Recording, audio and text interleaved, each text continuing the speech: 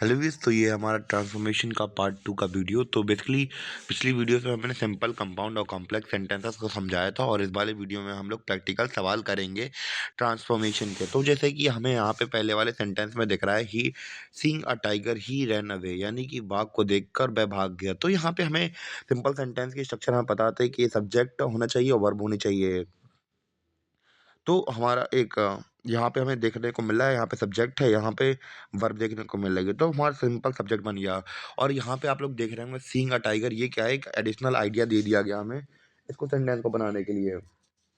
तो हमारा ये क्या है, सिंपल सेंटेंस है। इसको हम लोगों ने हमें क्या करना है, कंपाउंड सेंटेंस में चेंज करना है। तो कैसे करेंगे?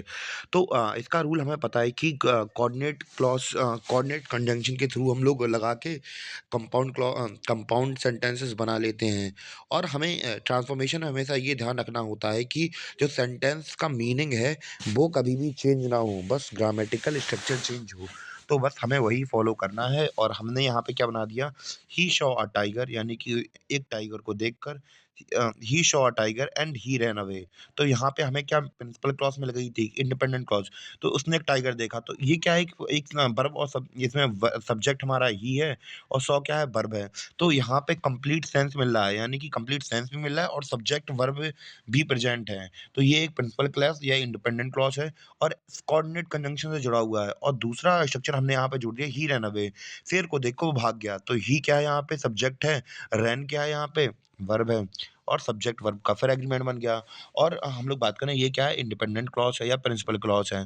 तो जब दो प्रिंसिपल क्लॉज एक कोऑर्डिनेट कंजंक्शन से जुड़ जाते हैं तो वो कंपाउंड सेंटेंस कहलाते हैं। तो इस प्रकार हमने अपने सिंपल सेंटेंस को, आप लोगों ने देखा कैसे कैसे कॉम्प्लेक्स सेंटेंस के, सॉरी, कंपाउंड सेंटेंस के अंदर चेंज कर दिया। उसी प्रकार जब हमें कंपाउंड सेंटेंस से कॉम्प्लेक्स सेंटेंस में चेंज करना हो, तो जैसे कि हमें यहाँ पे दिख रहा होगा, ये यहाँ पे हमने क्या लगाई, सबऑर्डिनेट कंजंक्शन लगाई है। क्या लगाई है, सबऑर्डिनेट कंजंक्शन लगा दी। As soon as he saw a tiger, जैसे ही उसने बाघ को देखा वो भाग गया। तो as soon as he saw a tiger, जैसे ही उसने शेर को देखा। तो क्या ये कोई कंप्लीट सेंटेंस नहीं है? इसको कंप्लीट सेंटेंस करने के लिए हमें ये वाला सेंटेंस भी लगाना पड़ेगा, ही रैन अवे, यानी कि शेर को देखकर वो भाग गया। तो इस प्रकार हम लोग अपने सिंपल सेंटेंस से कंपाउंड सेंटेंस बना सकते हैं और कंपाउंड सेंटेंस से कॉम्प्लेक्स सेंटेंस बना सकते हैं। और इसी को अगर हमें रिवर्स करना हो तो हम लोग कॉम्प्लेक्स सेंटेंस से कंपाउंड में कर सकते हैं और कंपाउंड से सिंपल में कर सकते हैं, केवल उनके थोड़े बहुत रूल चेंज करके। अगर आपको यहाँ से कंपाउंड से सिंपल सेंटेंस में चेंज करना है, तो आप लोग प्रेजेंट पार्टिसिपल, प्रपोजिशन, या फिर हम लोग बात करें दूसरे जैसे कि पास्ट पार्टिसिपल हुई, तो इन सब का इस्तेमाल करके हम लोग इसको चेंज कर सकते हैं। और मिलते हैं अपने पार्ट 3 वाले वीडियो में ट्रांसफॉर्मेशन के। एक सवाल तो सिंपल सा मैंने ये सॉल्व करा दिया, बाकी सवाल आपको अगले वीडियो में मिल जाएंगे। तब तक के लिए धन्यवाद।